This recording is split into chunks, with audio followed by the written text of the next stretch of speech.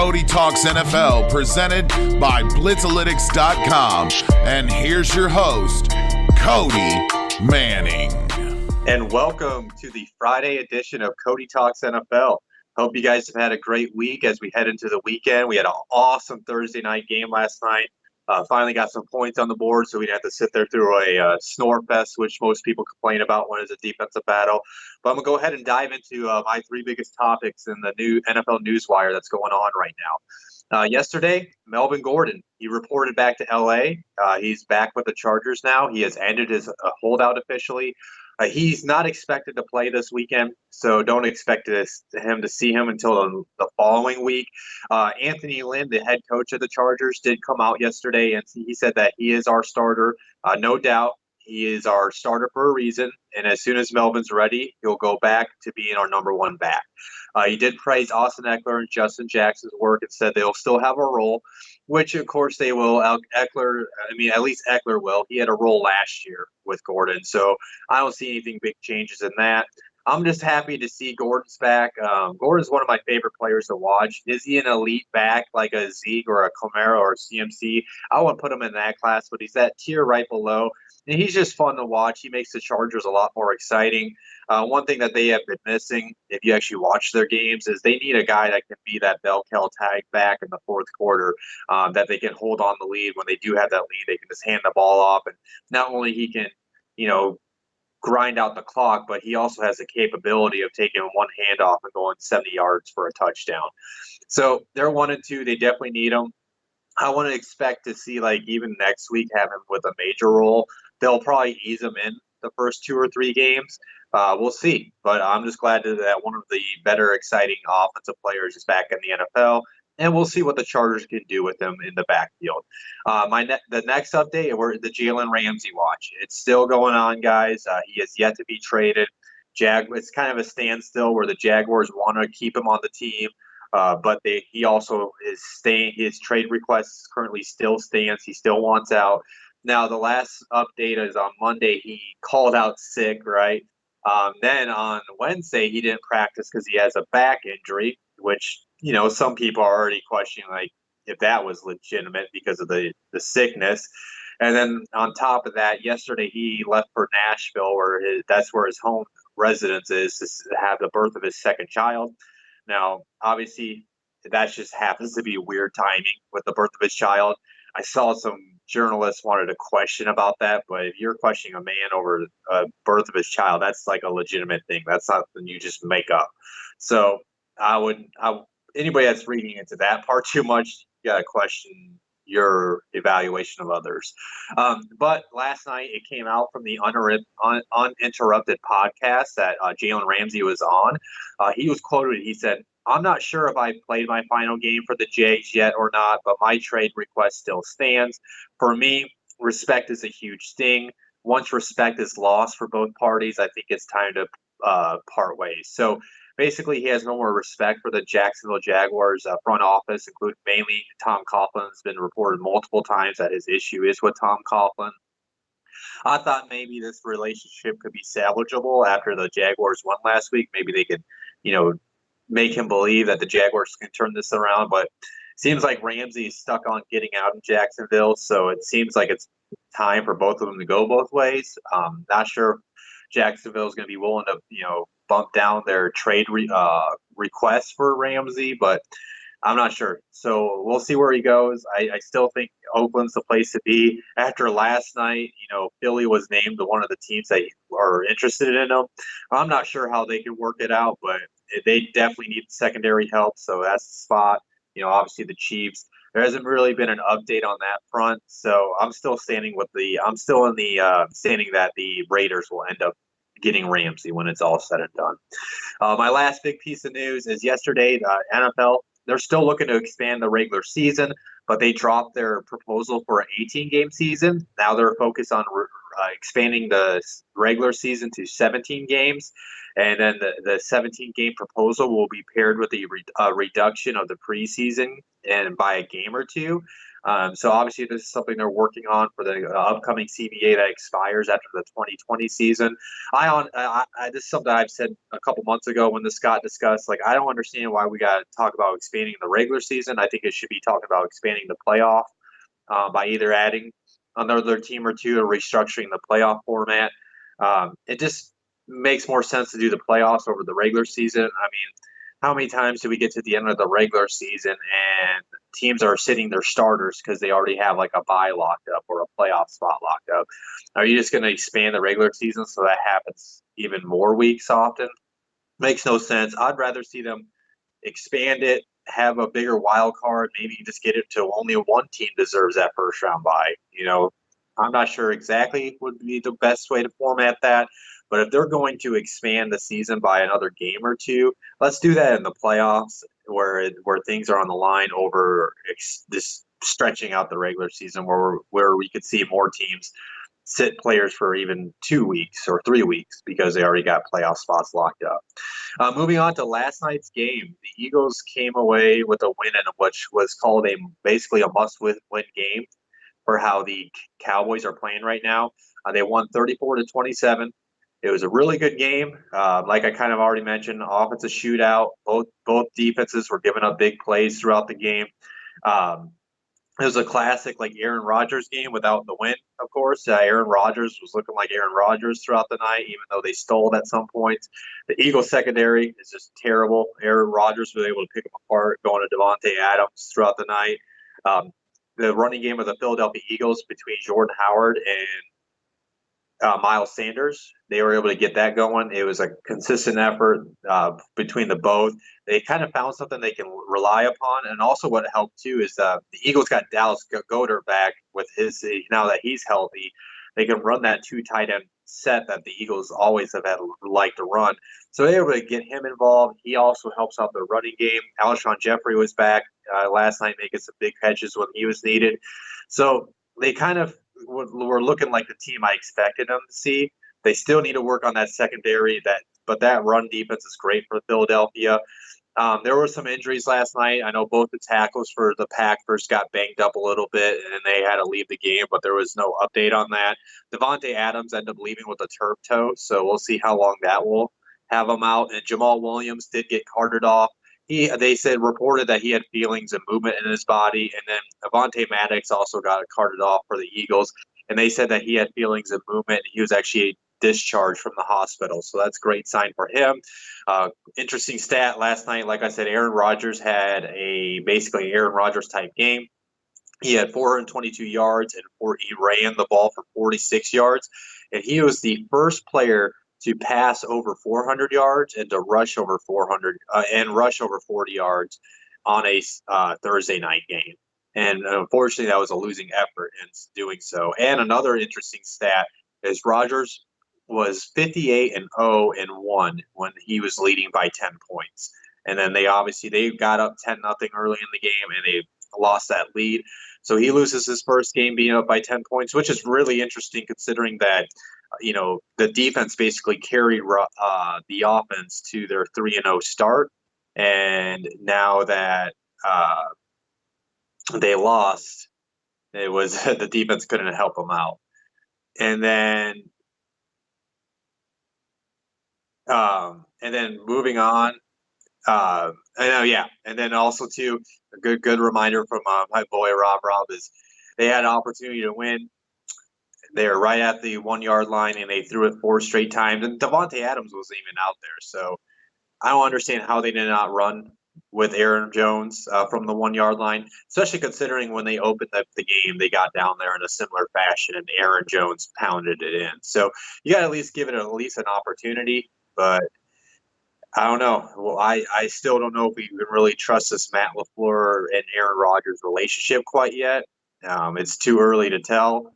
And we'll see if they'll be able to bounce back because now that they only have a 3-1, they're 3-1. They could easily be tied with the Vikings or Bears after this matchup, and we'll see how the Lions do. Which I'll of course go on my previews. And speaking of previews, I'm gonna go ahead and dive into that, guys. First matchup on Sunday I'm gonna cover is that Tennessee is traveling out to Atlanta to face the Falcons. No major news coming from either team this week. As far as injuries and as far as how the practices have gone, with the Titans, the notable injuries is Kevin Pamphile is yet to return to practice with his knee injury, and Delaney Walker has yet to practice this week with a knee injury. On the Falcons front, these guys have all been limited. Tack McKinley with a knee injury, Calvin Ridley with a hip injury, Ito Smith with a concussion, and Grady Jarrett with a toe injury. As far as how I think this game's going to go, I'm not sure. I think this is going to be a close game. It's going to be a game where I think the Titans are going to want to run the ball with Derrick Henry as much as possible, try to play ball control and keep the ball out of the Falcons' hands, similar to what the Colts did last week against Atlanta. Atlanta was able to get going. Their offense always has enough weapons to be able to put up points, but we haven't been able to see Atlanta perform on a consistent basis. I think this game's going to be come down to whoever has the ball last, which I think I would trust Matt Ryan over Marcus Mariota. I think the Falcons should be able to get after Marcus Mariota. He's tending to hold the ball too long, so they should be able to take advantage of that and try to produce that into sacks and interceptions. I mean, I could see Tennessee winning this, but I think Atlanta finds a way to win this. I think they're the better talented team. I think they got a better coaching staff, and I just can't trust Marcus Mariota right now. He has yet to proven that he's their franchise guy, and until he can put that franchise on his shoulders and carry them to a win this season, I don't know if Tennessee's has what it to take to win on the offense side of the ball. They got the defense, but I just think that defense is going to get worn out throughout games, and the Atlanta has that type of offense that can wear them out if the Titans offense is not delivering. So I got the Falcons winning like a 24-21 type point. Moving on, we got the Washington Redskins are heading up to New York to face the Giants. Russell Shepard for the Giants, their wide receiver. He was put on IR this week. And then as far as for the rest of the roster, of course, Saquon Barkley, he's going to be out for a while, so he's not practicing. Alec Ogletree didn't practice for the Giants, as well as Tay Davis. And then Benny Fowler's been limited with his hamstring injury. On the Redskins front, Jordan Reed's still out with his concussion. Brandon Scherf hasn't practiced with his ankle injury. Chase Royer hasn't practiced with a knee injury. And then Scary Terry McLaurin has been limited with the hamstring injury. So the Redskins are already missing Trent Williams with his holdout, and now their guard and their center haven't practiced this week, so they got a banged-up offensive line. I mean, the Giants really don't have a scary defensive pass rush, but if your offensive line's banged up, that's going to make things a lot easier for the Redskins. Case Keenum also hasn't practiced this week. He's been in a walking boot on his foot, but he's expected to play on Sunday. As far as how I think this game's going to go, both defenses aren't great, so I kind of see this as a shootout type of game, a tough divisional type of game. We'll see how Daniel Jones can perform. He obviously we saw what he did against Tampa. Well, the Redskins' pass defense is really hot garbage right now, so he has an opportunity to put on a similar performance. I'm sure Evan Ingram will be peppered with tons of targets throughout the game. Right now, I think it's just like, after the Giants win last week against the Bucs, I think with the old Danny Dimes experience, they got the juice right now. Washington, it kind of seems like they're just trucking through mud right now. They really don't have any type of sense of direction. You know, people are questioning if they should put in Dwayne Haskins yet, but Jake Gruden's against that right now. He said Case is our guy.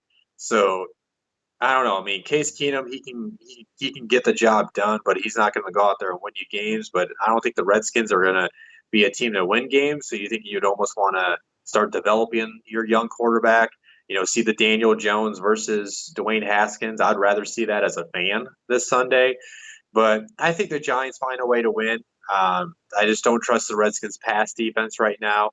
I definitely don't trust their offense right now, even though the Giants' defense is not that great. So I think this is going to be a shootout. I think this game will be close because the Redskins are able to put up the ball through the air, and the Giants' pass defense is terrible. But I think Daniel Jones finds a way to get lead them to victory and get the Giants to 2-2.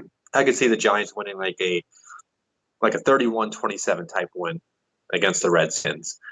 Moving on, the Chargers are traveling down to Miami to face the Dolphins. No major news right now with either team, but both the Chargers are pretty banged up right now, and which is actually kind of perfect timing because when you go against the Dolphins, you can basically view it as a bye week, in my opinion. But with the Chargers front, the following players have yet to practice this week. Michael Bagley with a groin injury, Travis Benjamin with a hip injury, Virgil Green with a groin injury, Casey Hayward with a back injury, Hunter Henry is yet to return with his knee injury, and Mike Williams is actually with a back injury. And then Justin Jackson has been limited with a calf injury. And then with the Dolphins, Alan Hearns hasn't returned with his concussion. Rashad Jones with an ankle injury, Bobby McCain with a hamstring and shoulder injury, Albert Wilson with a hip and calf injury, and Jesse Davis with an elbow injury. Those 4 players have been limited. Guys, it's going to be like I say every week, right? It's going to be the same thing, like with the Dolphins. It's like the way that team's designed and how that roster is it's going to be difficult for them to compete. Yeah, they were playing the Dallas Cowboys close, but they end up getting blown out. So, honestly, this should be the same type of game. This is also a reason why if you don't think Melvin Gordon's not going to play this week, why lie him out against the Dolphins for no reason? So I think the offense for the Chargers get things going. Joey Bosa, Melvin Ingram will eat up on the line for the Chargers. We'll see if Josh Rosen can take a step. We'll see if his wide receivers can actually catch the ball for him this week. But other than that, this should be a dominating effort by the Chargers, and this shouldn't even be close. And the Chargers should be trying to work their way back into getting to 500 and try to grab back control of the season before it's a lost cause. Now, moving on to the next game, Oakland is traveling out to Indianapolis to face the Colts. No news from either team. With the Raiders on their injuries, Gabe Jackson has yet to return with his knee injury. And then Dwayne Harris has not practiced with his ankle injury. Trent Brown's dealing with the ankle and knee injury. He's been limited. Vontez Burfict has all types of banged up, elbow, knee, and shoulder. He's been limited with. Kyle Wilber's been limited with a quad injury. Now on the Colts front, they're pretty banged up right now. Pierre Desir hasn't practiced with his hamstring injury. T.Y. Hilton hasn't practiced with his quad injury. We'll see if he's able to go or not. I've seen him not practice all week, then go out and light up the NFL. Malik Hooker, obviously he's missing time with his knee injury. Darius Leonard still has yet to return to practice with his concussion injury, so it looks like he'll probably miss his second game in a row. Tyquan Lewis hasn't practiced with his ankle injury. Al-Quadin Muhammad hasn't practiced with his knee injury. And then Jabal Sheard is still limited with his knee injury. They're not trying to rush him back with that.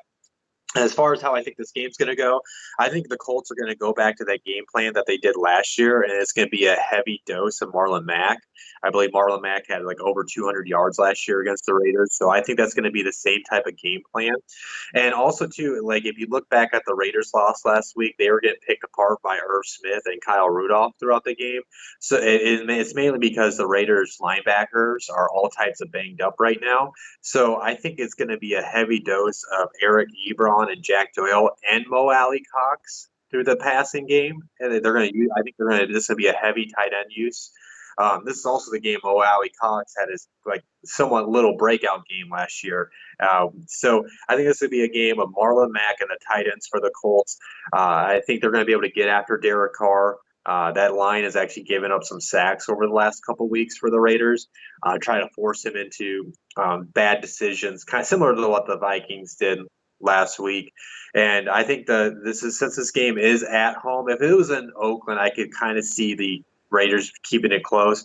But since it's at home, I think the Colts are going to handle their business. Even if T.Y. doesn't play, I think they got enough playmakers with like Paris Campbell and Deion Kane that are able to pick apart the weaker secondary of the Raiders. So I think the Colts win by like a touchdown, 10 points. And then they move on, and we'll see if we'll see how Derek Carr performs, because if Derek Carr has a third game in a row where he really underperforms and holds the team back, maybe people are going to start questioning if he's the guy for John Gruden. Moving on, Houston is facing the Panthers in Houston. As far as any news, nothing on that front with either team. It came out earlier in the week that the Cam has already been ruled out with his foot injury. So I don't expect to see Cam anytime soon until he's fully healthy. It seemed like they rushed him back too soon last time, especially with how Kyle Allen played last week. Now, it was against the Cardinals. Let's see if he can keep it up. But if that kid's going to play like that from here on out, why rush back Cam until he's 100% healthy? With other injuries, Panthers are pretty banged up. Quan Short was did not practice with a shoulder injury, as well as Trey Turner with his ankle injury, Dante Jackson with a groin injury, Gerald McCoy with a knee injury. Greg Olsen was limited with a back injury, and Bruce Irvin has finally returned to practice. He was limited with a hamstring injury. Texans front, pretty quiet on them. They're in. Central Henderson's hasn't practiced with the illness, and then Charles Amenahu, their rookie who's played well as of late, he has been limited with a knee injury. As far as how I think this game's going to go, I think this is quietly a sneaky good shootout type of game. The Texans, the pass defense isn't that great. And then if Kyle Allen can play like he played last week, he should be able to keep them in within the game. I expect we'll see a heavy dose of Christian McCaffrey. But with the Texans, I think even though the Panthers have a great defensive front, Brian Burns, their rookie, should be able to get after Deshaun Watson throughout the game. But Deshaun Watson's coming off the best game of his pro career. I think he might be setting himself to go on one of the better stretches of his young career.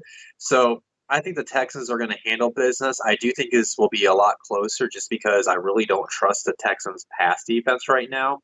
But I think the Texans win by at least a touchdown. Maybe it might be like a 4-point, 5-point type win. But I think I could see this being like a 31-24 win for the Texans. I think the Texans handle their business. It's just that with how banged up the Carolina is right now, and I want to see more of a longer stretch from Kyle Allen before I completely buy into him being the replacement for Cam right now. Moving on to the next game, the Kansas City Chiefs are traveling up to Detroit to face the Lions. There's a couple things on the news. One news thing on the Chiefs. Adam Schefter came out yesterday, and this should be no surprise. People have been speculating this for the longest of time. But he basically said Patrick Mahomes could be the first player in league history to sign to an extension worth of $200 million. He added that the potential deal could be worth more than $40 million over the next 4 years or over the next 5 years. So obviously they want to get that done. He is their franchise, right? He's going to be bringing in the money. He's going to be the reason why they'll always be in Super Bowl talks year in and year out. So I assume that's going to be something that we'll see get done in the offseason. Another little note on this game is I did not realize this until I saw this earlier in the week. This will be Patrick Mahomes' first career game in the NFL inside a dome. So if he's been able to put up those numbers outside a dome, imagine what he's going to be able to put up inside a dome. So I think we're in store for a big afternoon for Mahomes. As far as injuries with the Chiefs, it's the same three guys. Eric Fisher with his groin, Tyreek Hill with the shoulder, and Damian Williams with his knee. All three of those guys have yet to practice this week. On the Lions front, Danny Amendola hasn't practiced with the chest injury, and Mike Daniels hasn't practiced with his foot injury. Deshaun Hand with his elbow, Rashawn Melvin with his knee, and Darius Slay with his hamstring. All three of those guys have been limited. Now, the Lions, they have been a pretty surprise team this year. With their 2-0-1 start, but I think this is where they come back down to earth. I think with how many injuries they have on that defense, they're going to struggle containing Mahomes. He's going to have a big afternoon. We'll see if that offense has the capability of keeping up with the Chiefs' offense. I'm going to lean towards they don't. I think this is going to be a dominating effort by the Chiefs. I don't even think this is going to be a close game. I think the Chiefs win by at least a touchdown or two, or maybe like a 10-point type win. This should be an easy win with them. And, if the Lions keep it close, if they pull off the upset, then maybe that's when I'll fully jump in on them as a team this year. I'm still not buying their start, but this is a game where they can prove it to me. Even if they can lose even in a close effort, that will be impressive to me. But I completely expect the Chiefs handle their business, start off 4-0, and then we'll see what the Lions can do. But I think the Lions, that their mainly goals is to lean on Kerryon Johnson as much as possible and keep Mahomes off the field. If they can do that, I could see them playing close, maybe squeezing out a victory. But I think Mahomes is ready to have a field day against the Lions defense. Moving on, the Browns are traveling out to Baltimore to face the Ravens. As far as as far as like news, there's no major news with this either team. Injuries, of course, the Browns are still banged up. Morgan Burnett hasn't practiced with a quad injury, either as Rashard Higgins with his knee. Denzel Ward and Greedy Williams still have yet to practice with their hamstring injuries. Chris Hubbard's been limited with a foot injury. Darius Taylor's been limited with an ankle injury.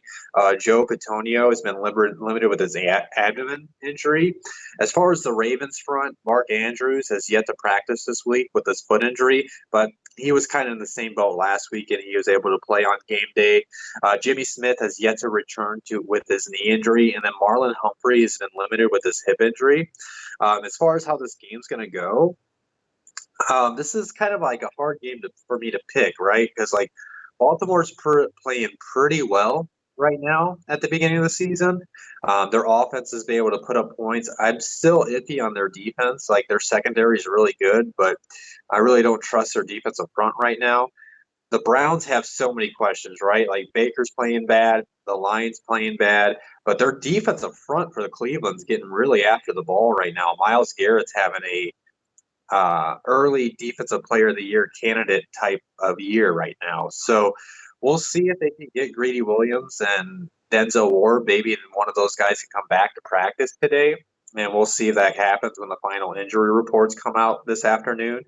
But as far as how this game has to go, I kind of, everything says Baltimore should win, right? Like kind of like everything said last night, the Packers should win, right? I kind of view the Browns like I did the Eagles. Like this is a must-win game for them. Like after this week, they got the Niners, the Seahawks, and the Patriots after this week. So this is a game they have to win. They don't want to fall to 1-3 and the Ravens to go 3-1 and grab control of the AFC North. I think this is going to be a game where the Browns have so much talent. It kind of like all comes together in a desperation type game. I think the Browns are going to squeeze out a win. It's going to be a very close, good game. I think it's going to be more of an AFC North type of battle, though. So I think they win like a 21-17 type win, maybe like a 2017 win. It's going to be very close but low scoring. I think at the end of the day, they all get it together to find a way to win, because if they don't, obviously they're going to fall into a big hole with a tough stretch of games coming up. Now, if they do lose this game, I mean, that's really going to put a mark against Freddie Kitchens, because good coaches can rally up especially a team with this type of talent, and win a must-win game like this. So I got Cleveland winning this game. I think they're going to be able to squeeze it out, but it's going to be a very good game. And also, I mean, if the Ravens barely beat them, I can see that happening. But I think with it being a must-win game, with the type of talent that Cleveland has, that they'll find a way to win this game and try to correct this season before it's a lost cause and everybody starts to clown on them with all the hype that they had entering the year. And moving on to what would be the last game of the first slate of action that we're going to see on Sunday is the New England Patriots are traveling up to Buffalo to face the Bills. This is a big game for once. It's something we have not seen in the AFC East in a long time, even though it's at the beginning of the season. But both teams are 3-0, and this could be a good game to determine who could maybe potentially win the AFC East. Obviously, I'm still high on the Patriots. No major news on either team, but as far as injuries, Marshall Newhouse has yet to practice with an illness this week.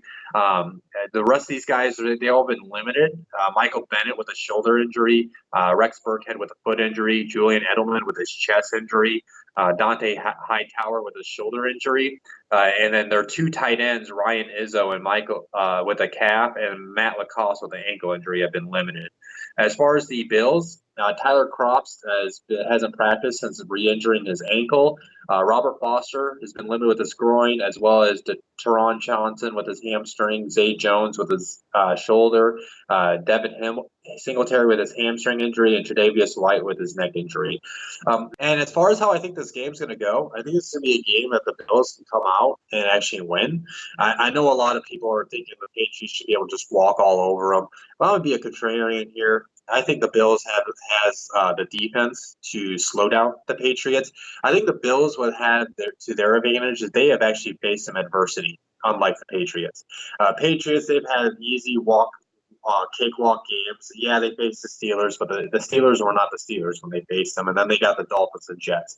The Bills, they had to fight back against the Jets to win. Now, that was the Jets with Sam Darnold and with C.J. Mosley and Quentin Williams. And then last week, they gave up that lead, but they had to re-secure the lead against the Bengals to win. So they've had some tough situations they've had to battle through to get their wins at the beginning of the season, which I think is a good thing for the Bills. And I think this is a game that they've had circled on their calendar. They understand the importance of this game. And it's early enough in the year where, yeah, I can see the Patriots still losing this game and winning the division. But I think this is a game where it's early enough in the year they can catch the Patriots sleeping. The Patriots have not yet to face any adversity. And I think Sean McDermott and his coaching staff has specifically been game planning for this game. Yes, obviously they didn't take their first three games lightly, but I think this is something that they've been prepping for, and they understand the importance. And then this is in Buffalo. I'm pretty sure that Bills Mafia is going to be electric. They're going to be loud, and I think they're going to punch them in the mouth. And I think the Bills find a way to win. It's going to be a close win. I think they win like 24-17, 24-21 type win. I got the Bills squeezing this out.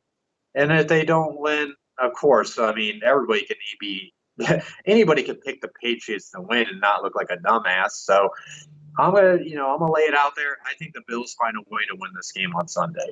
And then moving on to the afternoon slate of games, the second half of Sunday games. The Tampa Bay Buccaneers are traveling out to the Rams. One little news front on the Bucs. Jason Pierre-Paul agreed to cut around $3 million from his salary. So he's going to get paid about $10.5 million this year. He's still on the non-football injury list, which means the Bucs weren't actually obligated to pay him all. Now, as far as if he's going to return or not, there's no timetable if he's going to officially return from his neck injury. I think that's going to be more on the basis of how the Bucs are doing, right? Like, I think if the Bucs are like in playoff contention, he'll come back. He might also want to come back too because now that he agreed to this pay restructure on his contract, he's set to become a free agent in the offseason. So he may want to come back and put up some numbers to try to go get at least one more paycheck before he ends up retiring. As far as injuries, Bucs are pretty banged up right now. Devin White has yet to return to practice with his knee injury. Chris Godwin hasn't practiced with a hip injury. Jamal Dean has yet to return with his ankle injury. And Ryan Jensen has not practiced with his back injury. And then Vita Vea has been limited with a groin injury. And Brashad Perryman has been limited with his quadriceps injury. Rams are really healthy right now. Michael Brockers, he's the only notable guy that has not practiced this week, but that's because he's been sick. As far as how I think this game's going to go, I think this should be a game the Rams handle their business, right? They're 3-0. Offenses look shaky, but we just saw Daniel Jones with a hodgepodge. I mean, I give respect to Sterling Shepard, but a hodgepodge group of wide receivers and no Saquon Barkley light up the Bucs defense. I think with the combination of Cooper Kupp, Robert Woods, and Brandon Cooks, Gerald Everett at the tight end position, you still got Todd Gurley back there in the backfield. This should be a game that they're able to move the ball down the field throughout the game. I mean, look how banged up right now the Bucs are. Obviously, they're going to want to get Chris Godwin back because if the Bucs want to keep up with the Rams, they're going to need Mike Evans and Chris Godwin both to go off in this game. I think the most biggest thing from the injury report, and we'll see if he can return to practice to play, is Ryan Jensen. The Bucs line is already average at best. And if they're going to be missing their center, one of their top offensive linemen, I mean, that's going to open up things for Aaron Donald to eat up the inside and try to force Jameis Winston into turnovers. I mean, I think the Rams handle business. I think they went by a touchdown, 10 points. I don't think this is going to be the greatest of the game for the Bucs, but we'll see. I mean, they have, if Chris Godwin plays, they have the offensive weapons to keep up with the Rams, but I just don't know if I trust that defense right now, especially after Daniel Jones lit them up last Sunday. So I got the Rams winning this game. Moving on, Seattle is traveling down to Arizona, face the Cardinals. No news from either team. As far as injuries, the Seahawks are pretty banged up right now. Dwayne Brown hasn't practiced with a bicep injury. Ethan Pokic hasn't practiced with a back injury. Ziggy Ansah hasn't practiced with a back injury. The following players have been limited this week.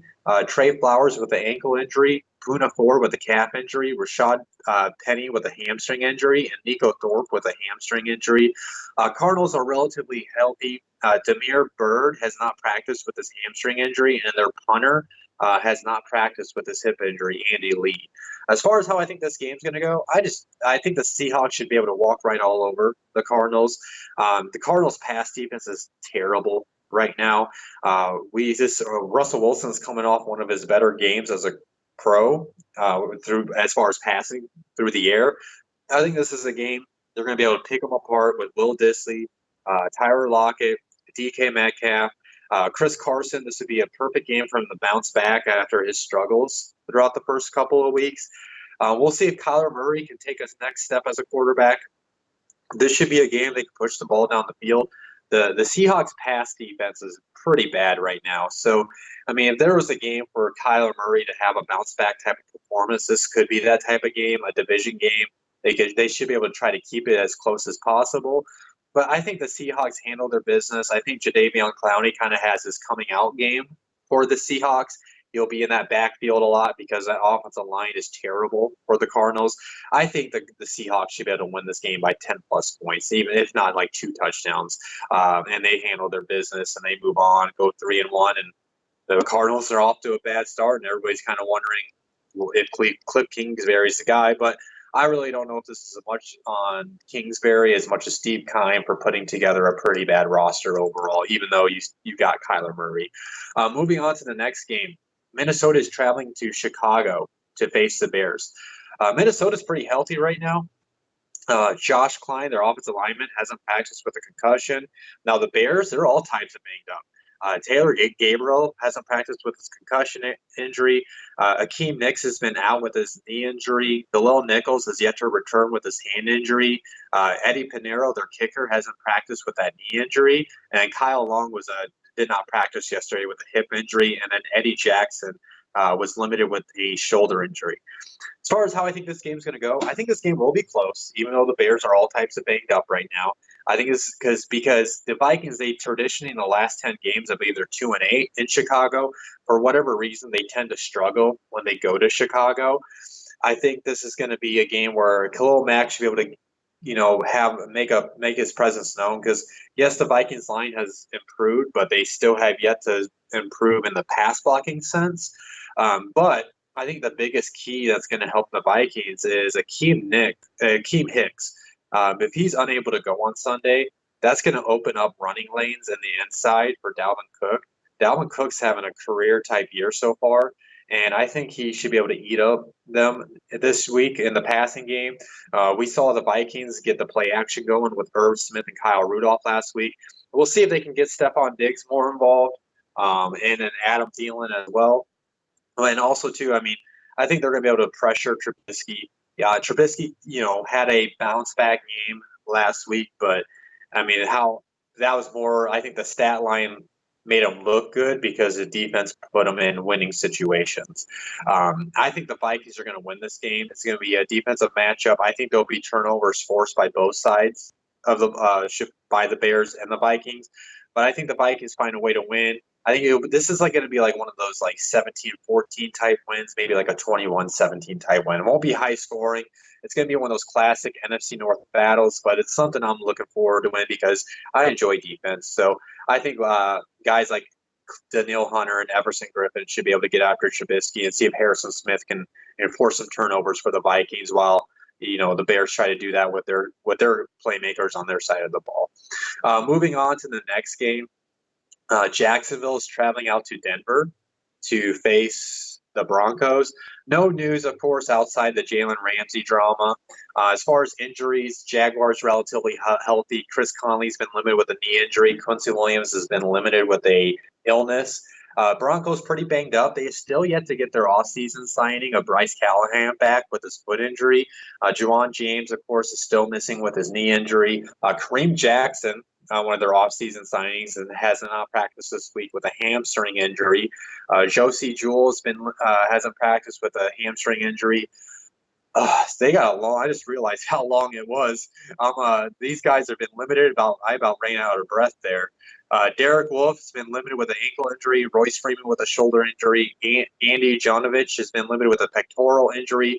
Emmanuel Sanders has been limited with a quadricep injury. And Garrett Bowles has been sick this week, so he's been limited. How I think this game's going to go, I know everybody's high on Minshew Mania. I get it. Kid's been balling. I know Denver is all types of banged up, but Denver has been a team that's been like in games, but they have found ways to lose those games. But I think this sets them up for a perfect type of game to actually get back and find a way to win. I think with the Jalen Ramsey drama, eventually that's going to linger into the locker room. I think, yes, they played on emotion and beat the Titans last week. I just don't know if that's going to kind of carry over to this game. Denver is typically a lot tougher in September in Denver at the Mile High Stadium. Yes, I will always call that, not the Empower Field or whatever it's called now.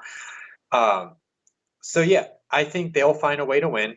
I think Denver will be able to lean on Emmanuel Sanders, lean on Cortland Sutton. Philip Lindsay was looking good last week as well. I think this is going to be the game where Von Miller and Bradley Chubb finally get that sack. I think the defense finally gets that turnover. I think there's a lot of pressure on Vic Fangio and that defense to perform right now. And if they're unable to perform against Gardner Minshew, yes, he's been playing good, but he is a sixth-round rookie. And if they're unable to perform against him, I think that's when, even though it's early in the season, jobs start getting questioned around the Denver front office and the coaching staff. But so I think this is a must-win game, and they're at home. I think with the Jalen Ramsey drama, it seems like he'll probably end up not playing this week. So if he doesn't play, it'll make things difficult on the Jaguars defense. I just don't think the Jaguars – I don't know. It's just something tells me Denver wins this. I think they actually went relatively well, and they end up winning by 7, 10-plus points. I think this is a game that they win because of the Broncos defense finally emerges, finally gets sacks, gets those turnovers. And then moving on to the Sunday night matchup between the Cowboys and the Saints. As far as news, nothing changed as far as news on either team. With injuries, both teams are relatively banged up right now. The following players have yet to practice this week for the Cowboys: Tyron Crawford with a hip injury, Michael Gallup with his knee injury, Zach Martin with his back injury, and then Antoine Woods with his knee injury. Mari Cooper with his ankle, Kayvon Frazier with his Achilles, and Xavier Woods with his ankle injury. Those three guys have been limited for Dallas. With the Saints, of course, they're still missing Drew Brees. Traquan Smith hasn't practiced with his ankle injury, and Thomas Morstead, their punter, has been sick this week, so he hasn't practiced. Sheldon Rankins is still limited with his ankle injury. Teron Armstead's been limited with his knee injury, and Larry Walford has been limited with his shoulder injury. As far as how I think this game's going to go, I don't know how I feel about this game because, yeah, the Saints won last week, But that was like a special teams and defensive effort why the Saints won. I mean, and Alvin Kamara having an Alvin Kamara type of game. And if you actually look at it, Teddy Bridgewater only averaged like 1.97 yards per attempt last week. They weren't really pushing the ball down the field with him. He was more of a game manager type role. I think with how the Cowboys on the offense is playing, they're going to need Teddy to kind of open up that passing game. I don't know if as much as I like Teddy as a quarterback, I don't know if he, for whatever reason, at this point of his career, obviously the reason is probably his knee injury that he had in the past, but I don't know if he's going to be able to push that ball down the field enough to keep up with the Cowboys offense. We'll see if they're able to do that. The Saints have yet to allow, they got the longest active streak as far as not allowing a 100-yard rusher. So we'll see if they can contain Zeke as much as possible. And if they are able to do that, then that'll help them stay within this game. But I think with how the Dallas defense is playing, with how the offense is playing right now, I think they win this game. And I think they win pretty handily. I think they win by a touchdown, or they win by like 5-6 points. It'll be somewhat. It's going to be kind of like how the Saints won last week. I think the Dallas wins this game, but like they win it pretty handily, but the score will say it's closer than what it was. That's how I think this game will go. I got Dallas winning against the Saints. As far as the Monday night game, it will be the Bengals in Pittsburgh. There's no news from the Bengals side. The Steelers did make a trade this week. They traded a fifth-round pick to the Seahawks for Nick Van Nett.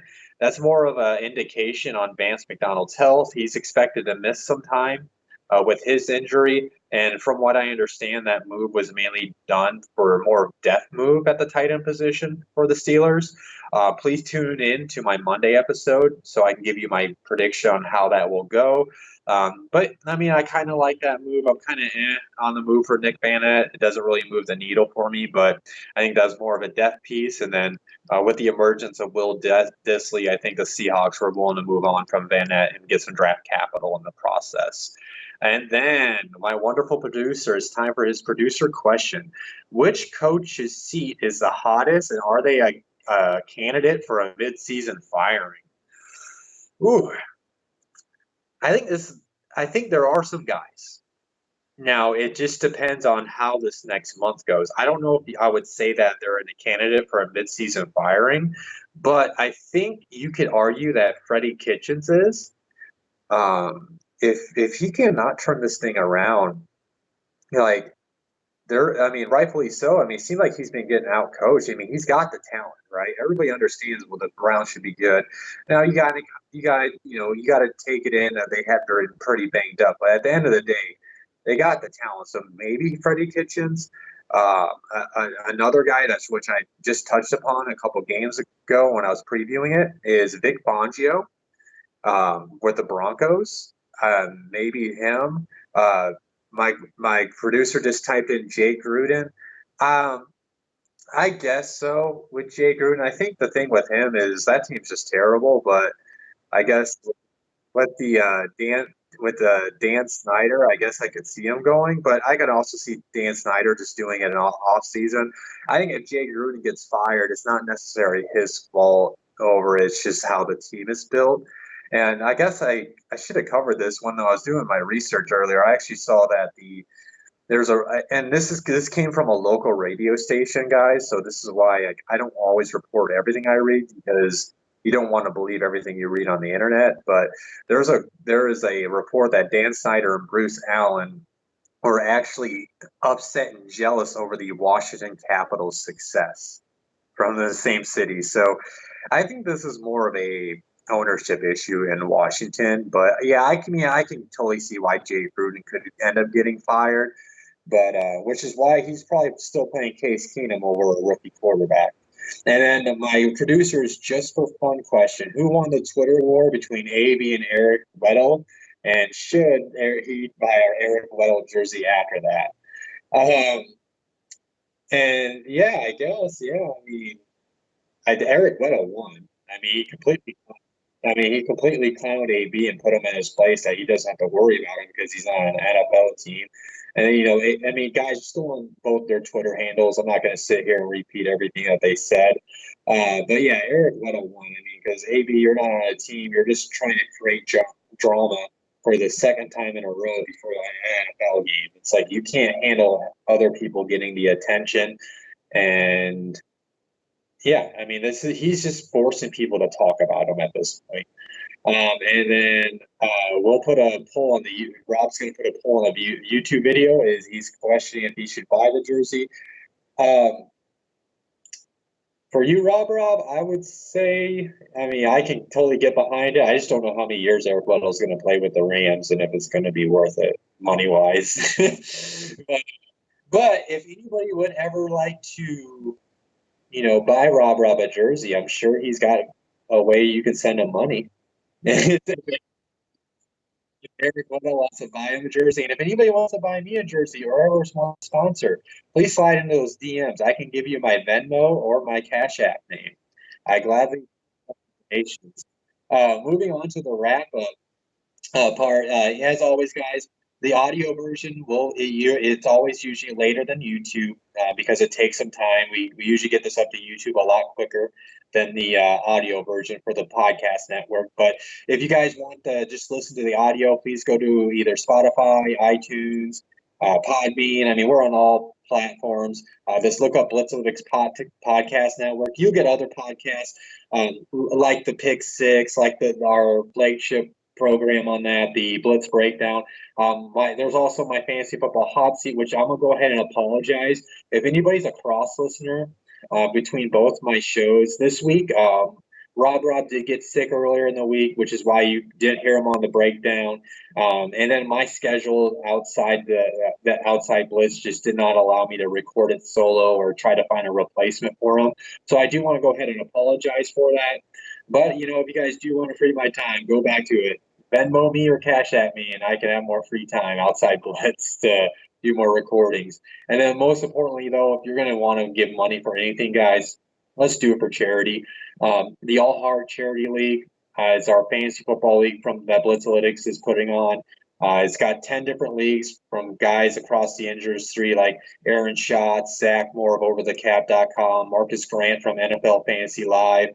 I mean, there's tons of people within the industry, but it's all for a good cause, all for 10 different charities. If you guys want to give and help those guys get on a better waiver wire, higher on the waiver wire list, go donate. But honestly, let's not just do it for somebody to help them win a fantasy league. Let's do it to help those charities out, guys. And again, that's go.rallyup.com/allheart/campaign. And that's the website that you guys can go to donate for any of the charities. Other than that, guys, I want to appreciate you guys for tuning in and listening to my show. It's something I want to keep on getting better at. If there's any suggestions or questions for me, please come at me. My Twitter handle is @Cody Talks NFL. And then Monday, you'll see a different type of episode from me since we'll actually it's kind of crazy when you think about it. But besides, obviously, the Monday night game, but we'll be 4 weeks into the season. I'm going to give my stance on all the teams and where they stand division by division, where they stand in the rankings, how I think they can go for the next quarter of the season. So stay tuned in that. And then other than that, Blitz out. Thank you for watching Cody Talks NFL, presented by Blitzalytics.com. As always, hit that like and subscribe button, and then hit that bell notification icon to stay up to date on all things football.